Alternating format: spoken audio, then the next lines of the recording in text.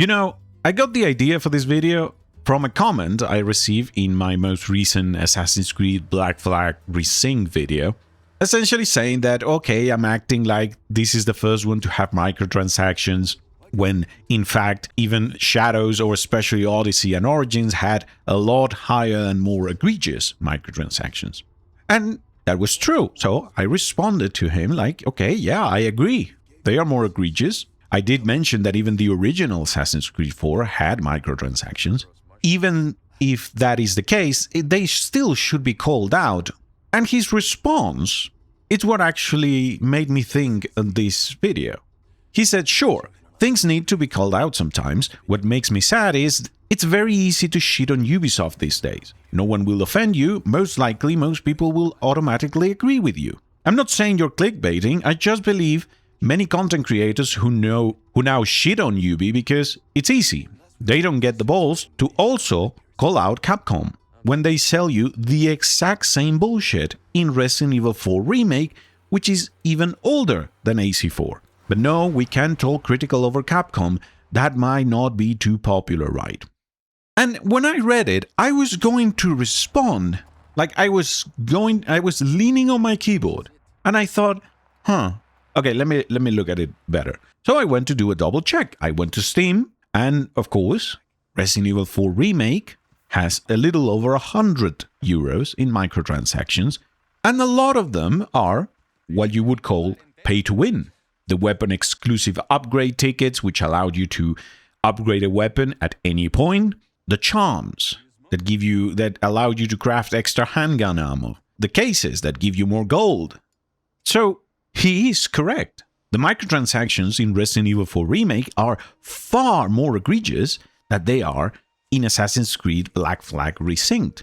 Yet the game has received overwhelming praise and very little backlash for this, while there was a lot of insane conversation around the $85 of microtransactions in Assassin's Creed 4.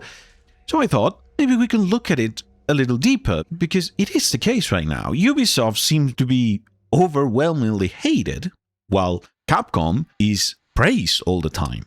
Now, I want to make something clear, so you don't get the wrong idea.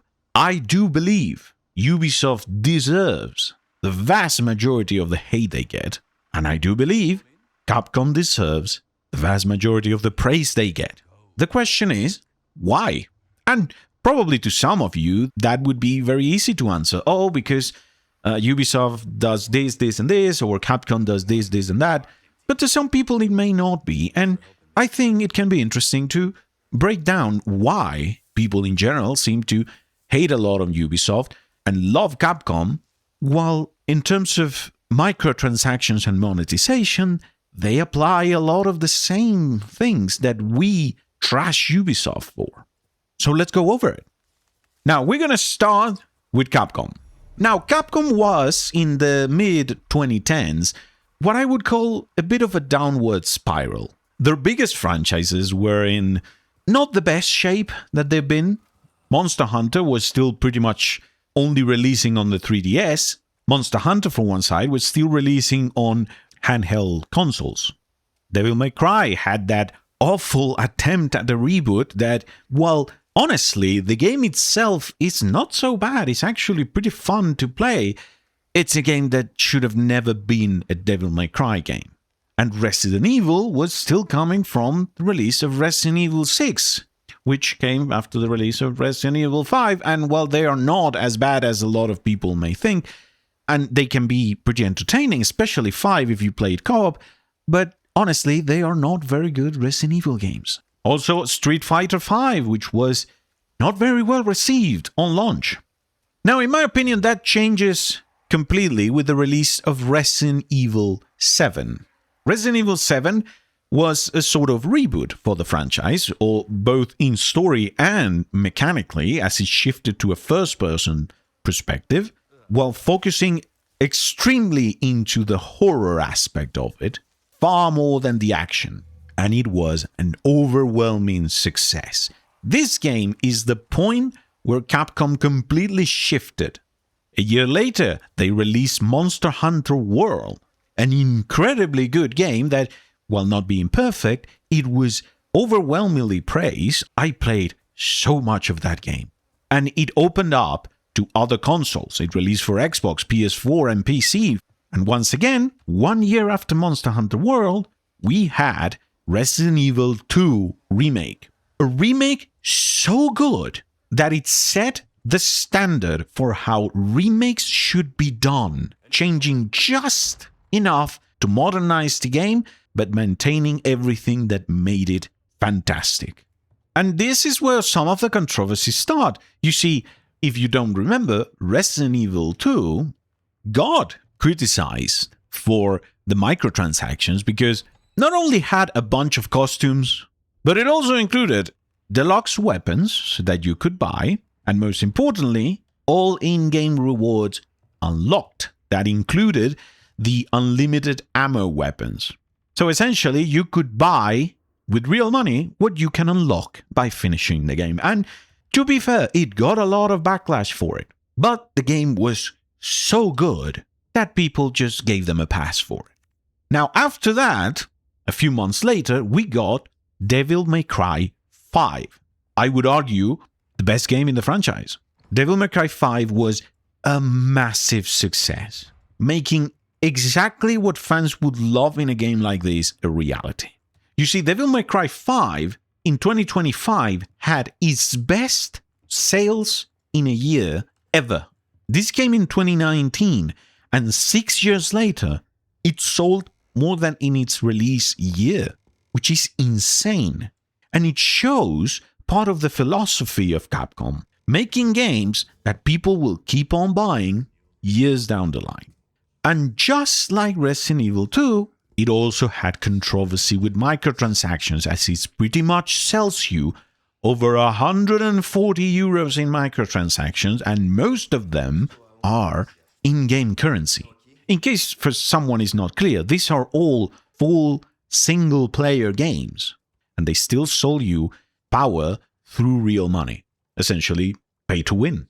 Well, it doesn't matter as much as in an online multiplayer game, it still needs to be called out. And it was in the day, but once again, the game is so insanely good and polished that people give them a pass for it.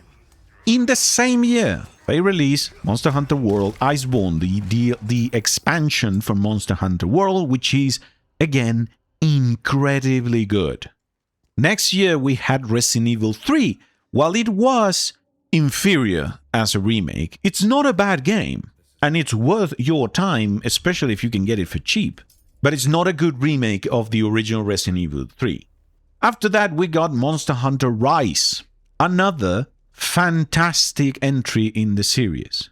And only a month later, we got Resident Evil Village, follow-up to Resident Evil 7, and just as good. Resident Evil was on a roll. Incredible how good these games were. I have to be honest, from a personal perspective, I liked 7 more than 8.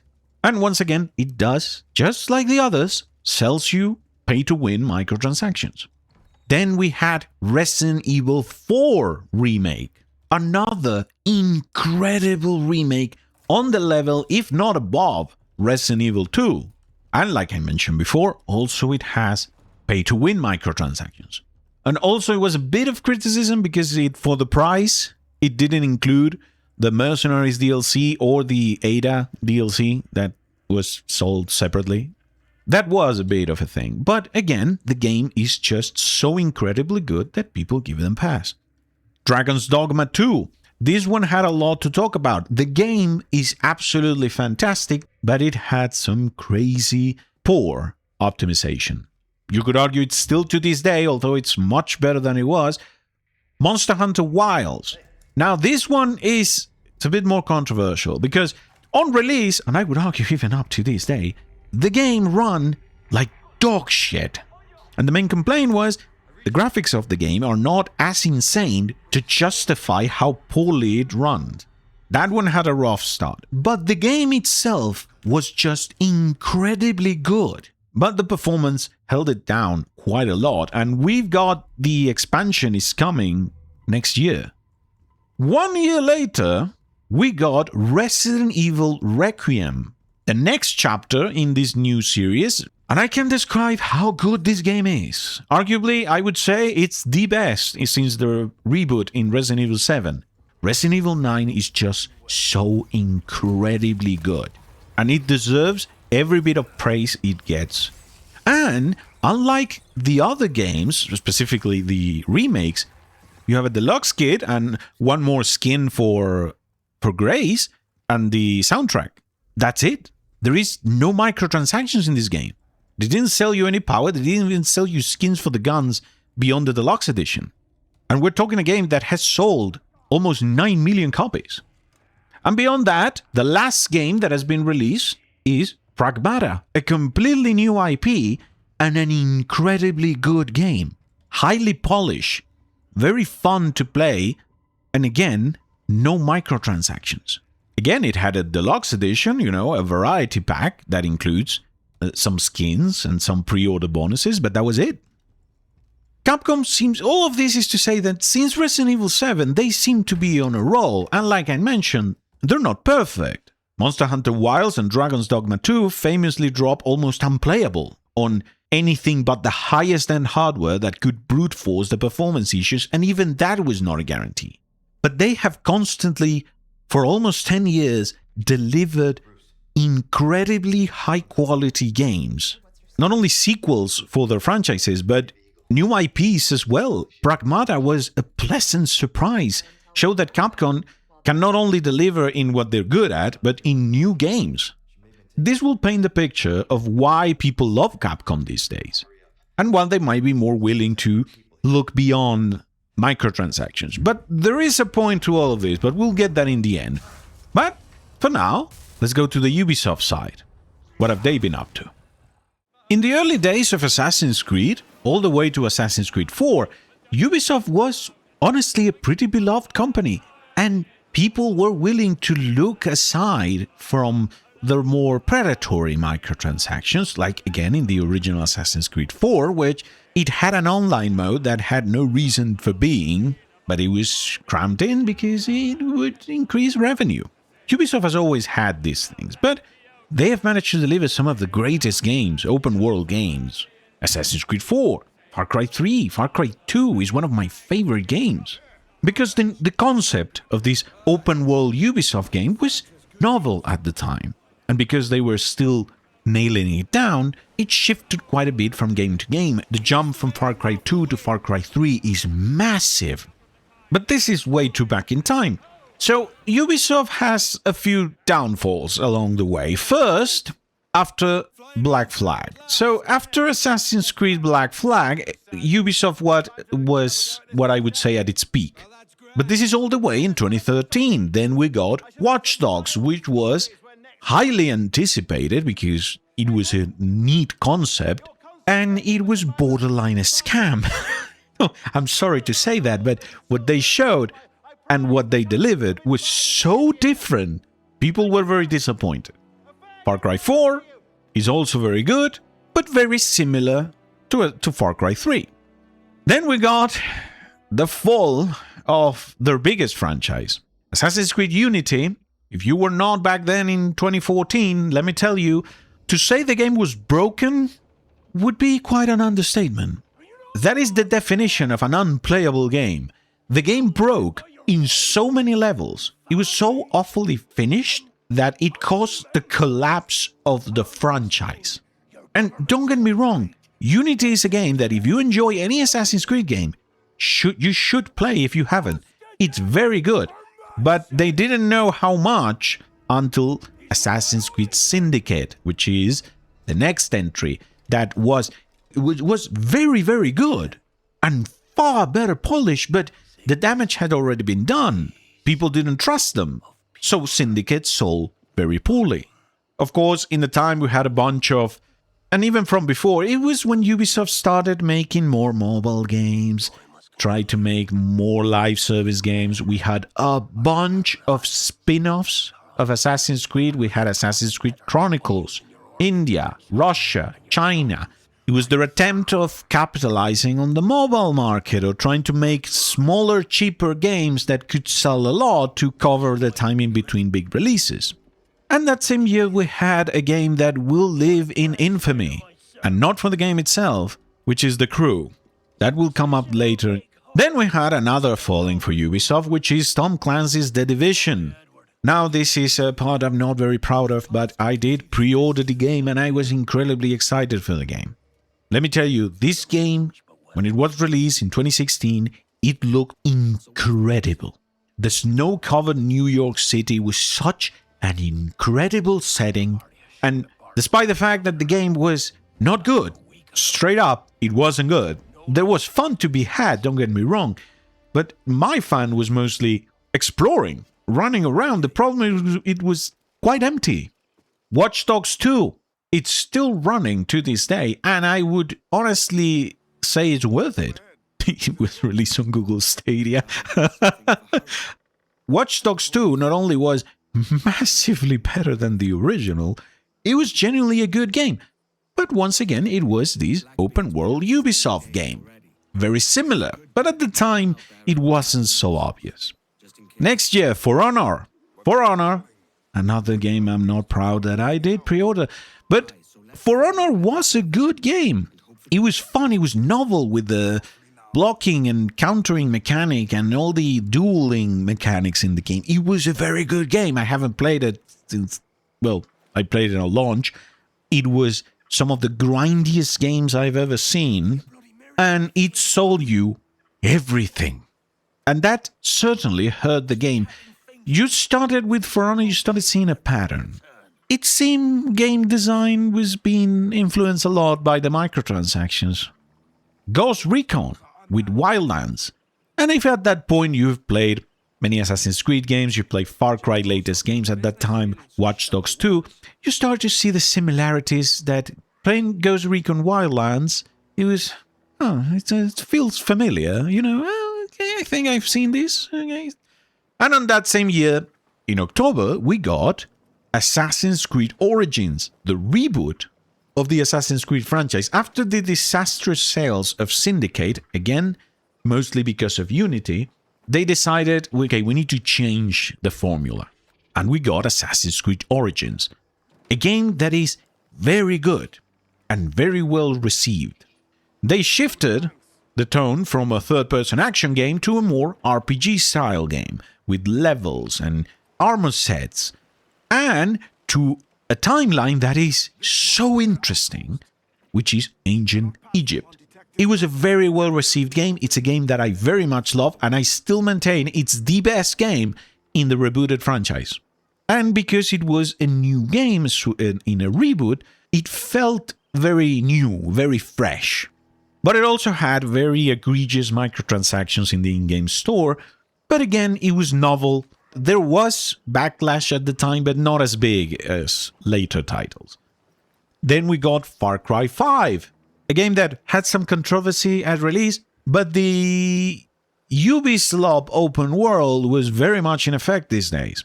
If you play Far Cry 5, it was very similar to playing Assassin's Creed Origins, minus the fact that you're playing a shooter and a third-person melee action game. Now, in 2018, October, we got Assassin's Creed Odyssey. Now, personally, this is my point where everything starts going to shit, but the franchise was still going strong. Odyssey was like at that point at least, the ultimate evolution of the open world Ubisoft game. And this is where with the criticism, the hate starts building up. You see, not only it felt like a copy of Origins, the world, only that this time it was even bigger, and you might be thinking, okay, bigger world, that's good, right? Well, the problem is that the bigger there was just more of the same. My experience, from my personal experience, this one really marked me. And don't get me wrong, I still think Odyssey is a good game, mostly because the combat is engaging, it's fun, and the story is very good. Also, it's ancient Greece, and I have a soft spot for ancient Greece. But not only had an insane in-game store selling you pretty much everything, and if you've been paying attention to the video, maybe at this point you start seeing the difference between Capcom and Ubisoft, but when I played it, I was enjoying my time very much in the tutorial, in the initial area. You start in a small island, and I was having a grand time. So when I finish the island and you leave, I remember opening the map and seeing just so much shit that I felt overwhelmed.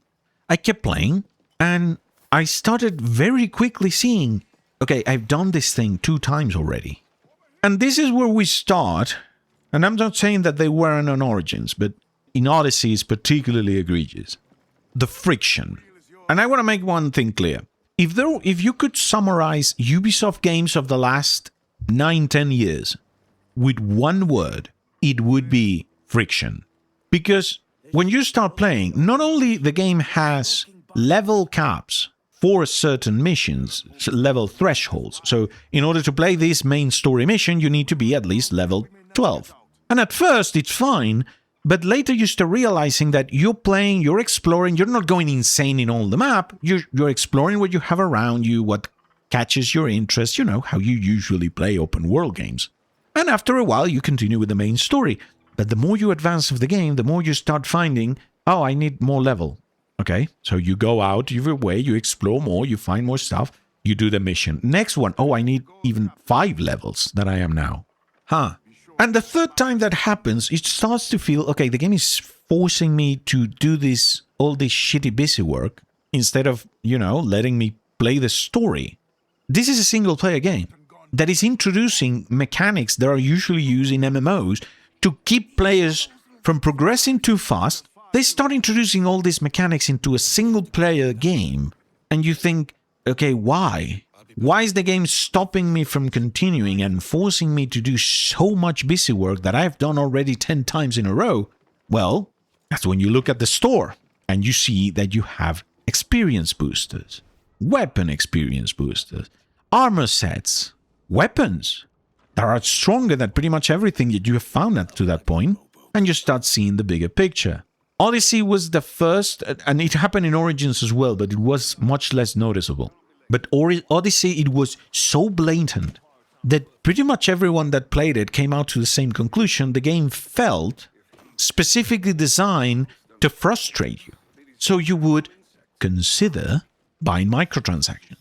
Like I said, Odyssey, I think it's a very good game, but it's held back by this insanity that is trying to push on you like if it was some cheap mobile MMO, limiting your progress so you might consider buying. Now let's move on for a bit. 2019, we got The Division 2. And this was starting to become a pattern. Like with Watch Dogs 2, it felt like they released an unfinished, unpolished, and pretty much not very good game, only to quote-unquote fix it for the sequel. The Division 2, just like Watch Dogs 2, is incredibly better than its predecessor. And it was starting to feel like on purpose. And we got Ghost Recon Breakpoint, the last game in the series, at least mainline title, up to that point. And it had the same problems the other games had. It felt purposely held back to force you into microtransactions. And that is the game where I saw that exactly Ubisoft was making everything. It was obvious before, but just didn't notice. But when I played Breakpoint, it was like, feels like I'm playing Assassin's Creed Odyssey. The map is full of busy work that it seems that we made 3 different types of activities that you can find in the world, and they did Ctrl-C and Ctrl-V throughout the entire map. That's it. And in 2020, we have the peak of these bloated open world games, Assassin's Creed Valhalla. Assassin's Creed Valhalla released November 10, 2020. If you put 2 and 2 together, you would know why it's the best-selling game in the entire franchise. It just landed at the perfect time to become a massive hit. And yet, it's the most bloated Assassin's Creed game ever. And once again, the game is good. It has a good and interesting story. It has good gameplay. But it's a chore. And listen, playing Assassin's Creed Black Flag Resynced, even in that game, after you've done 10 islands and 10 locations, it starts feeling like, okay, I'm doing this again. And don't get me wrong, I still think the game is fantastic, but you can see those things from the Ubisoft open world games even back then. But it had the advantage, I went over this in my video, that the ship combat and traversal was so good that it didn't feel that much of a chore. And in 2021, we got Far Cry 6. I haven't played it. I think it was better received than 5. It felt like more Ubisoft slop. And when I say slop, I mean, it feels like the exact same game, copied and pasted, with a new story and a new characters. And don't get me wrong, that can work, but in a more contained environment. The problem is that these games become so big and so filled with busy work that the difference between them, which is the story and characters that can be great, they feel like a small part of it. Like, most part is like I'm doing the exact same thing I'm doing in the previous game. And all the way in 2023, we had The Crew Motor first, a new game in the franchise. Then we got, again, Assassin's Creed Mirage. Assassin's Creed Mirage tried very blatantly to be the first Assassin's Creed. Now, it's better in terms of the open world and the friction, but it's very bland. It tries to be more contained, so it happens a lot in Baghdad, trying to remind you of the first Assassin's Creed. By the way, well, I think it's not a very good game for today's standards. I still love it. Mirage tried to be that. It was not very well received, but it wasn't bad. It was just like, it's fine. Same year, Avatar, Frontiers of Pandora.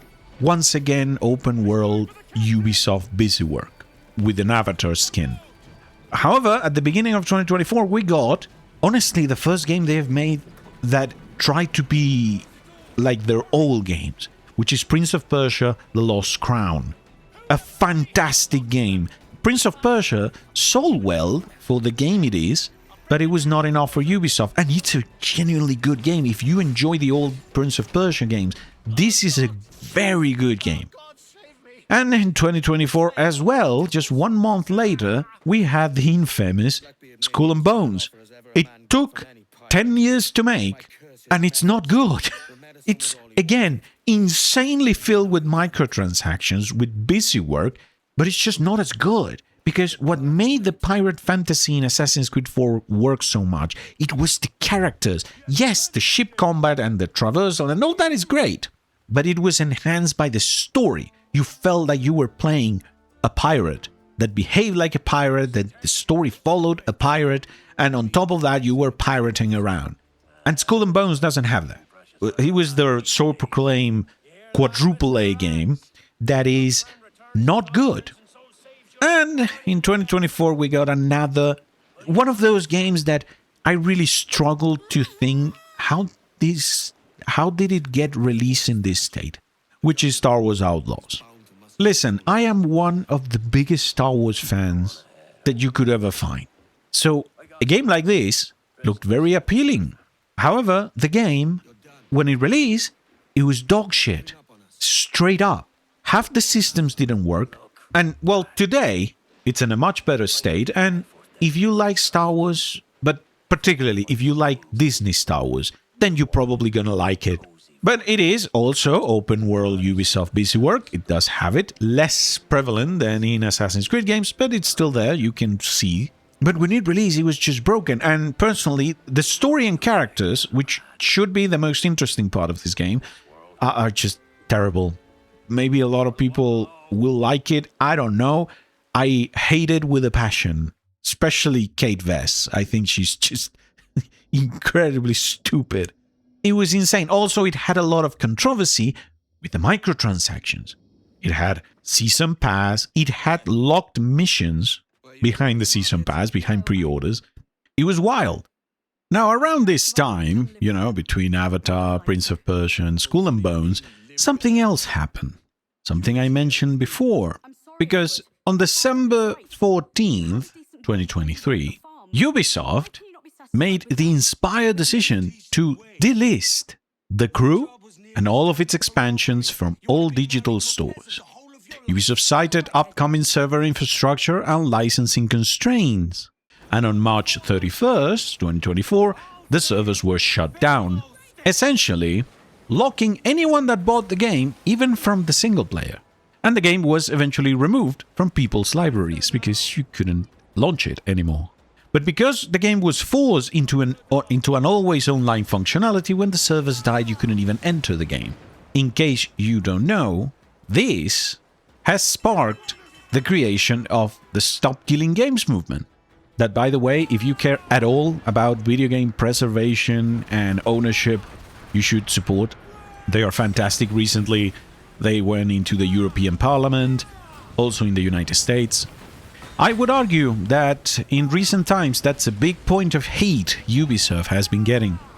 And we come to what's probably, in 2025, I would say the most hated Ubisoft game pre-release ever, which is Assassin's Creed Shadows. Now, the controversy around this game was so massive, you wouldn't believe if you don't remember it. Now, a lot of it was deserved, I have to be honest. The time period that fans have been asking the most, honestly, after we got Greece and Egypt, it was feudal Japan. And I've defended Origins, Odyssey, and Valhalla because even if they were open-world Ubisoft, their stories and characters were good. They were good enough that you would, for the most part, put up with the busy work and play it because it was worth it. It was an interesting story. Shadows is not that. Now, Shadows is made in the newest iteration of the Anvil engine, same that the remake of Assassin's Creed Black Flag is, so it looks very good.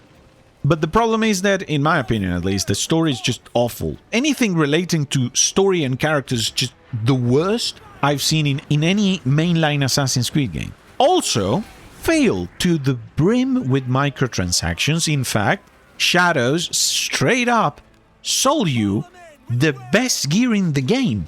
The armor sets you could buy in the store are the best in the game.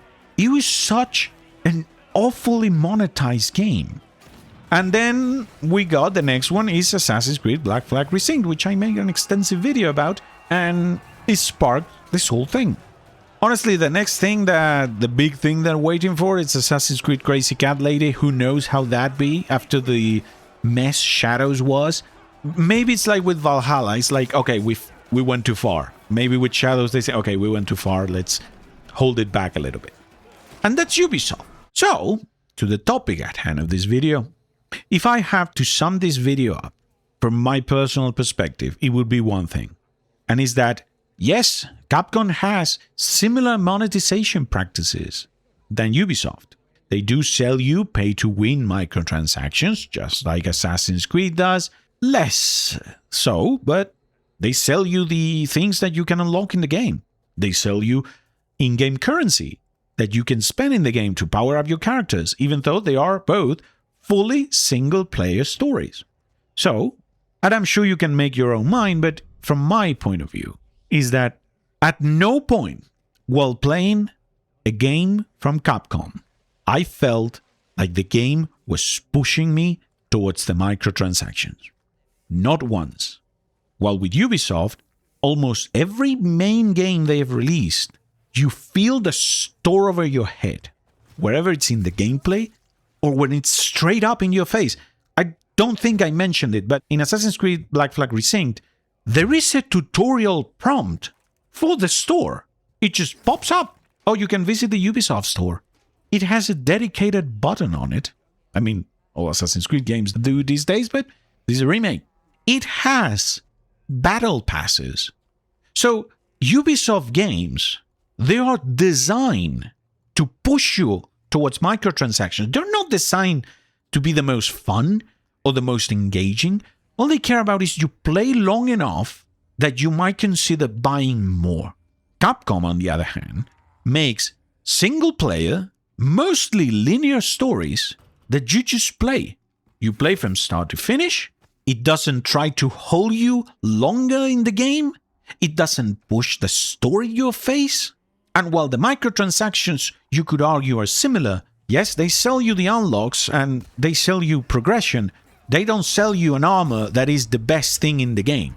You can buy the unlocks for the infinite ammo in Resident Evil 2, but it's not selling you a gun that is not on the game that is the most overpowered thing. Bottom line is that Capcom feels like they design the game and then they apply the monetization on it, while Ubisoft designs the game around that monetization. And also there is one little thing when a company consistently delivers good products that people enjoy, and this is the paradox, Ubisoft, while chasing this recurrent user spending, they make their games with more friction. They make them more annoying to play, which pisses people off. Even if the game is very good, even if you really like it, it pisses you off. Okay, I have to go to this cave and find a chest for the 11th time. I have to chase this guy down the street and catch him for the 20th time in this game. So you start pushing people away.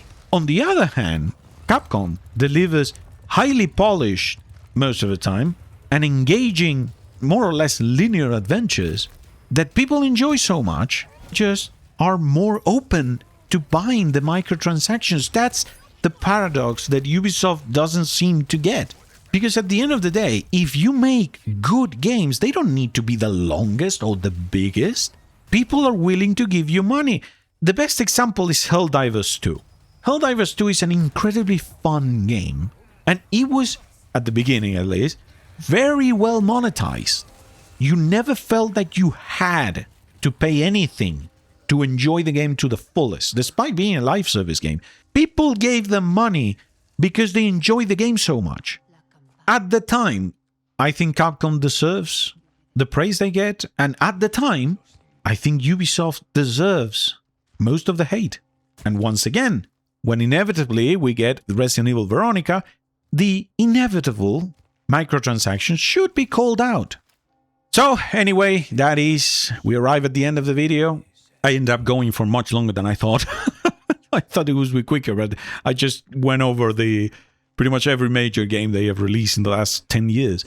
As always, let me know your comments below. What do you think? Do you think Ubisoft gets unfair hate? Do you think Capcom gets unfair praise? Which company are you more willing to buy a new game from? Let's say both release the same day. A new mainline game from either company. Doesn't matter the franchise. Let me know in the comments which one would you prefer. And as always, if you made it to this point, thank you for listening this long. And I hope you might consider to leave a like, subscribing to the channel, as it really helps me a lot. And I will see you guys in the next one. Bye bye. Where's everyone going? Bingo?